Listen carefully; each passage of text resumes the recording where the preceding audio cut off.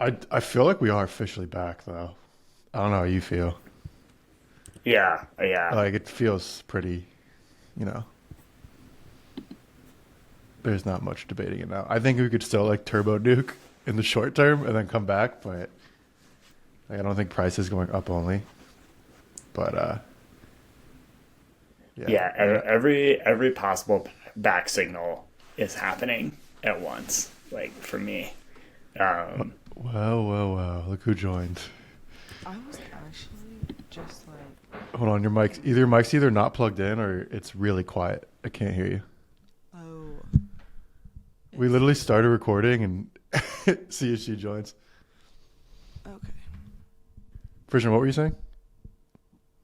We'll see if she figures that out. uh, every possible back signal is firing for me right now.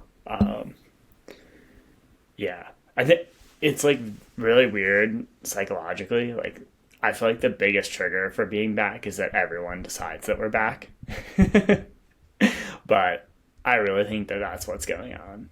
Um, it's kind of just like there's been enough pain and like enough innovation, and then there's like some catalysts that are converging, like the ETFs and interest rates topping, and things like that. And so it's like basically I think the industry needs enough time to wash out from the last cycle, and then enough catalysts that they're sort of like a reason to believe, and then like the industry plus a few people on the fringes kind of like go all in, and then it snowballs from there. And that's like exactly where we are right now.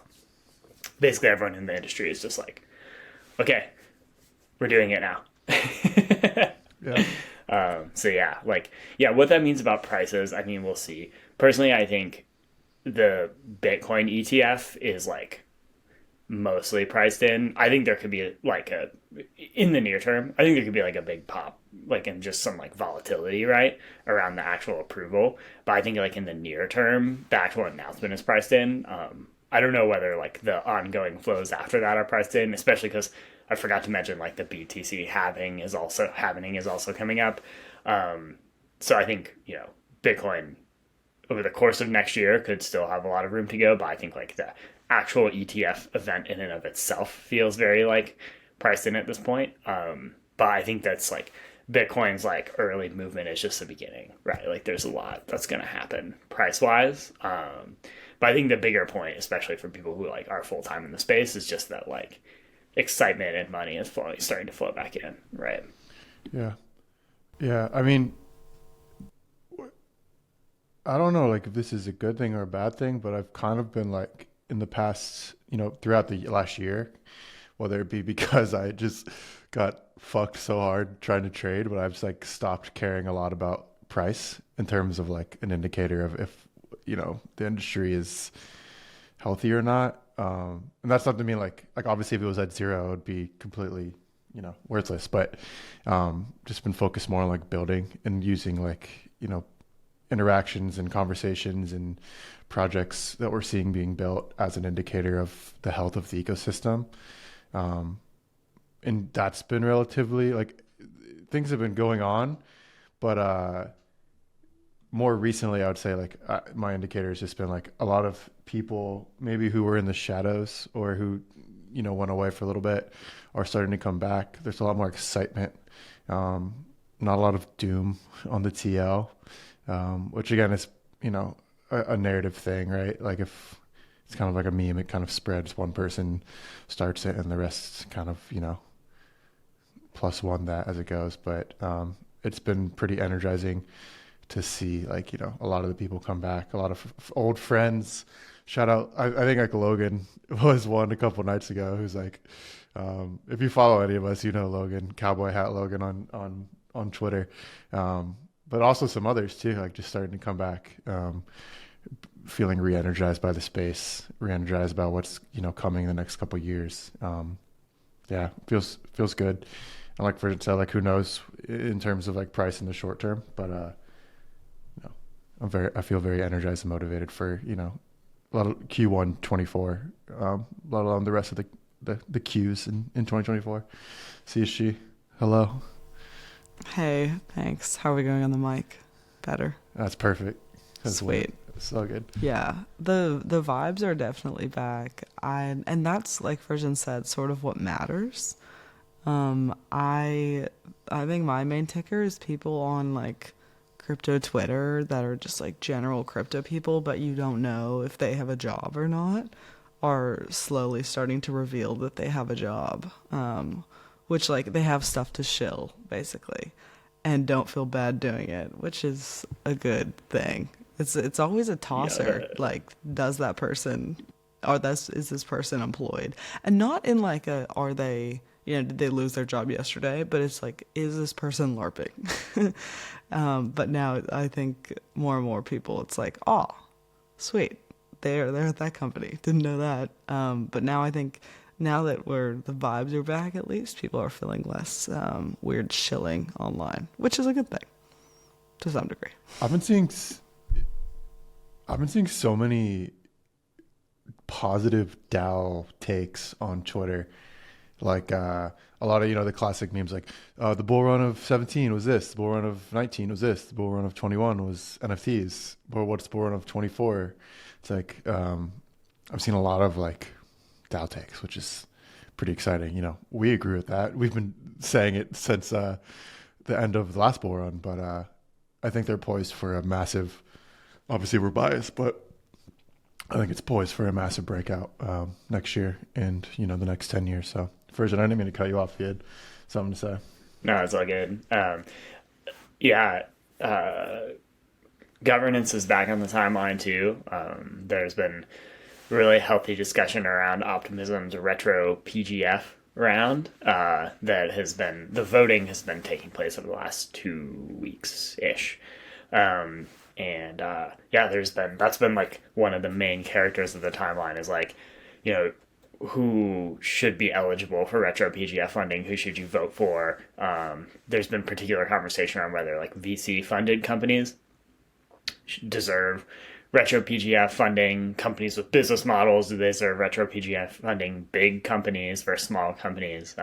That's been like one of the main topics of discussion on the timeline, and that's been good too, because I feel like there was kind of a little bit of a lull in just like governance participation broadly across the ecosystem. Drama is good, like in a lot of ways, right?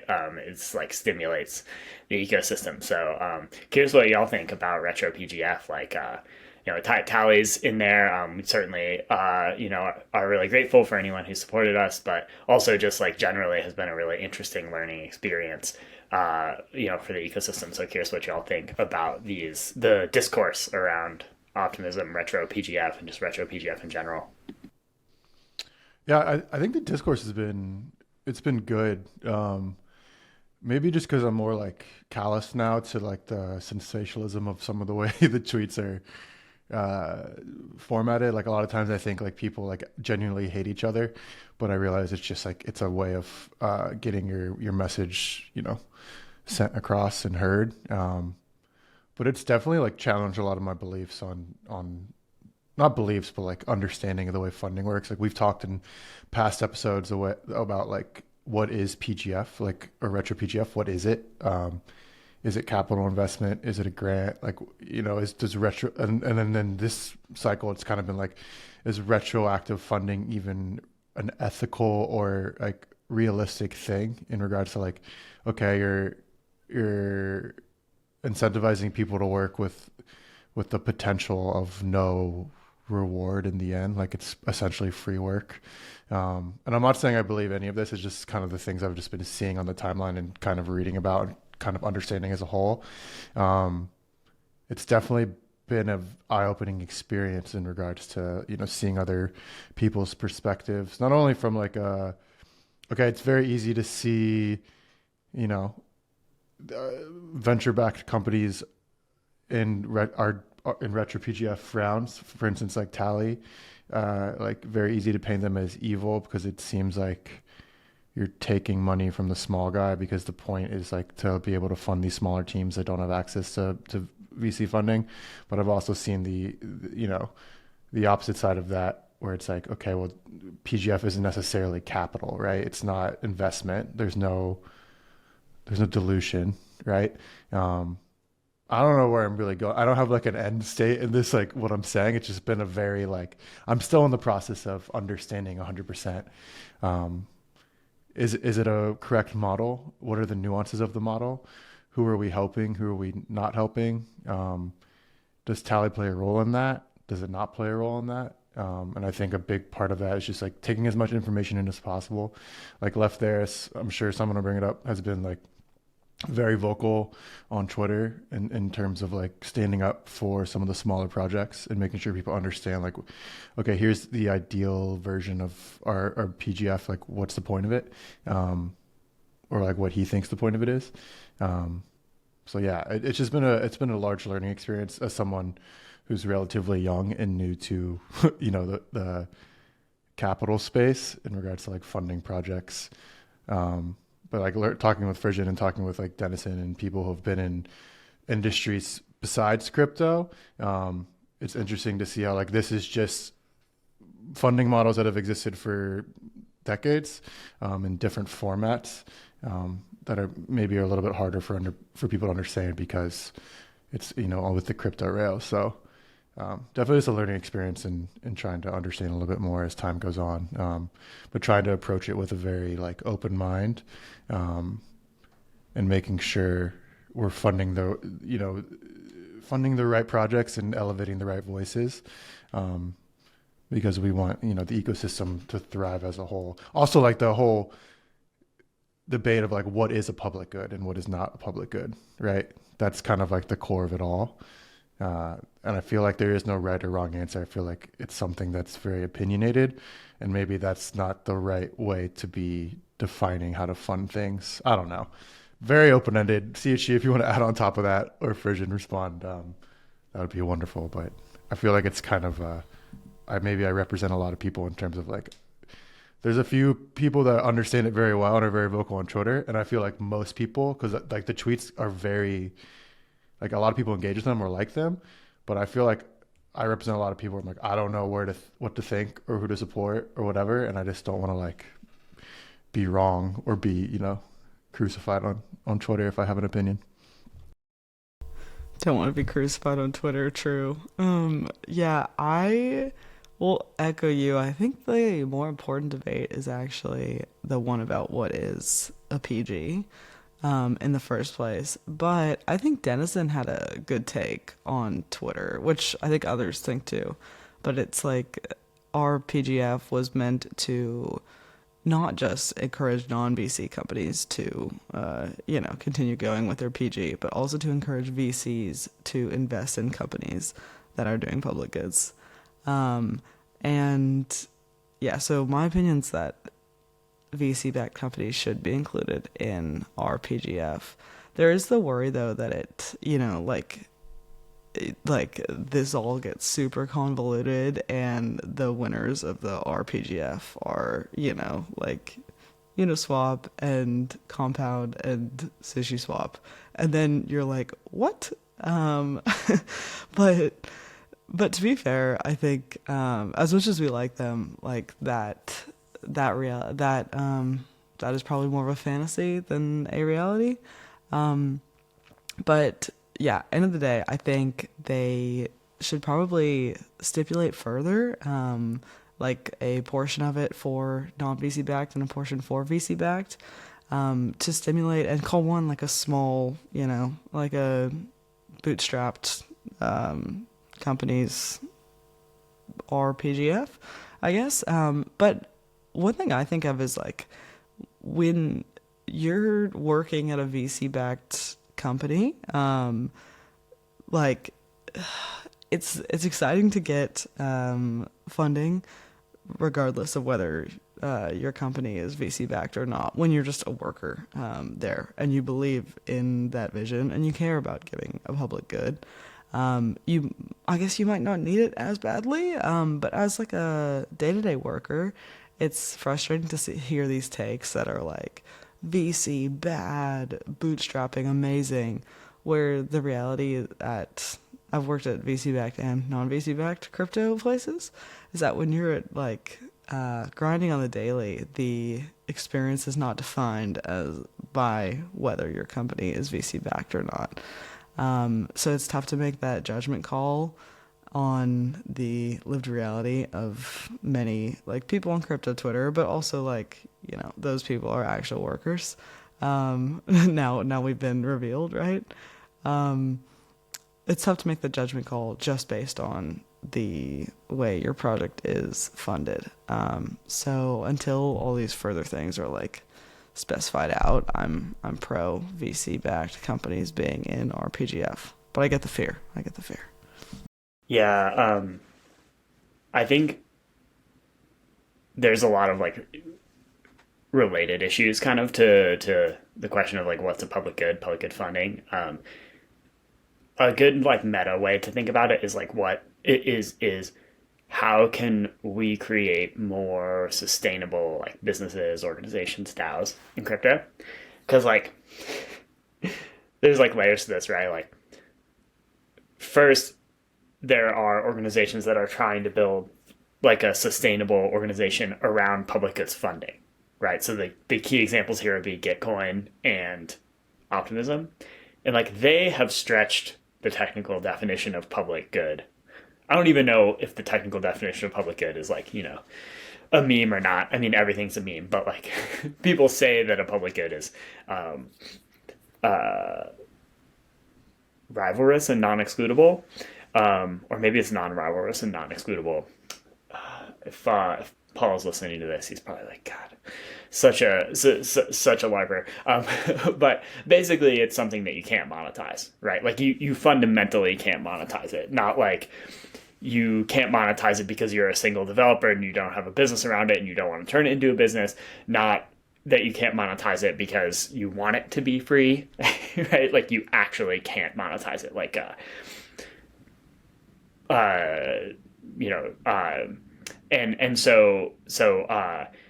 so like the original meme is like, how do we fund these things, right? Like people believe that Ethereum core development is like this. I don't know if it is or not, but this is something people believe.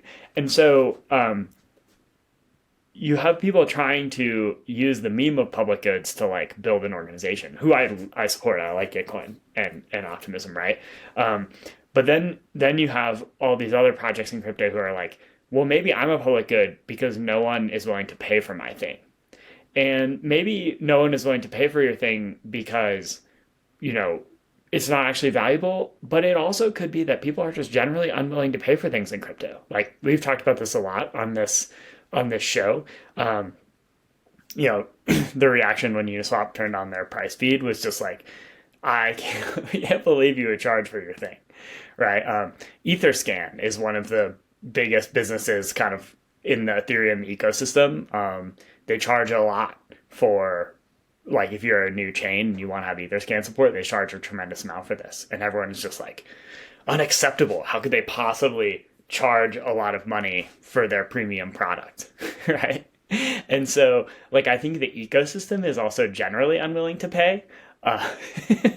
And so that raised the question of like, okay, well, is that because everything that's being built is actually a public good, or is it because you just don't want to pay for anything? And then it starts to look hypocritical to be mad at VC-backed companies for requesting public goods funding when you actually don't want to pay for their thing. So there's like a lot of related issues here that have to do with just kind of like where this overall maturity of the crypto ecosystem is, and also the culture around crypto.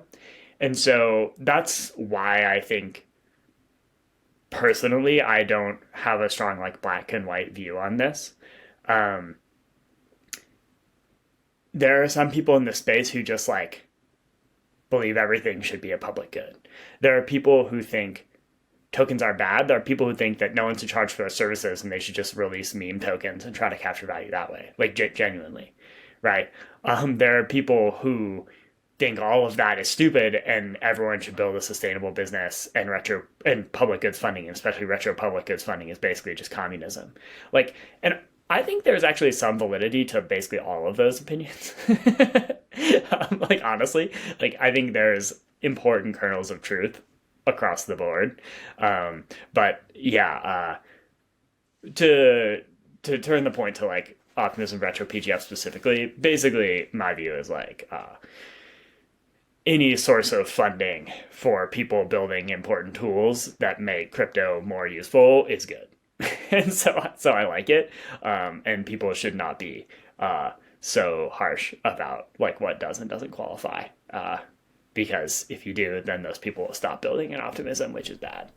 Which I think an important point is like optimism wasn't super strict about who qualified, and there's like definitely a reason for that, right? Yeah, yeah. Why do you 100% think agree. people are so unwilling to pay for things in crypto? I definitely noticed that people assume things are free. I assume things are free. Whether or not that's a comment on whether like I'd like to pay or other people would like to pay. The general assumption is using most crypto tools is free. I'm gonna say something that will probably make like everyone mad. The two biggest stakeholder groups in crypto are traders and engineers, and both of those people are most of both of those groups are notoriously unwilling to pay a premium for things.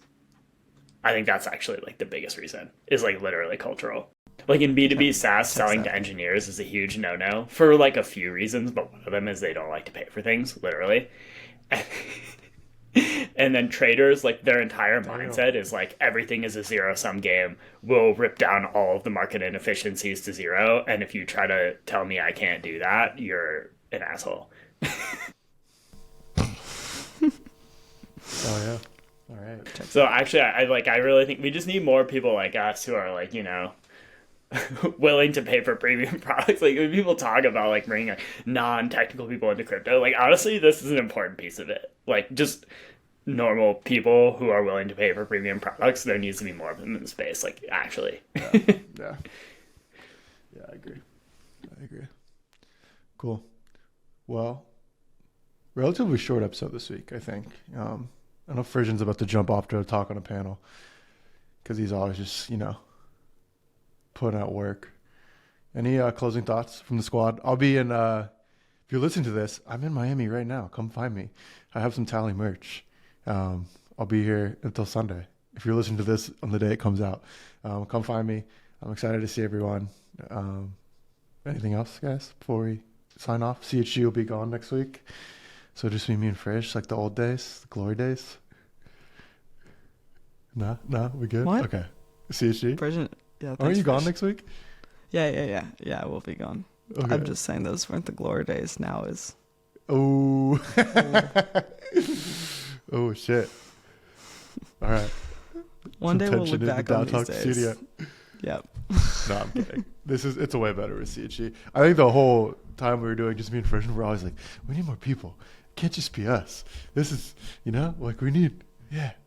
We're Now gonna we like have it, so. re-listen to those episodes, and then the beginning of them is gonna be like, "Did you know that less sleep makes you lose testosterone?" And you're like, "I don't remember saying that." And we're like, "Dude, that's Oh that. my- It just is. It comes out of your mouth when it's two dudes starting a pod, Oh my god. Oh my god. Oh regardless my of god. topic." Yeah. It really love that was stuff. that. It was just two dudes starting a pod. Yeah. There was All some right, cool. focus. Well, There was some we'll focus. see you. Yeah. Yeah. All I you need to can say is re-listen to like, some of those "Yeah, episodes. yeah." Yeah. All right. We'll see you next week. Peace. Peace.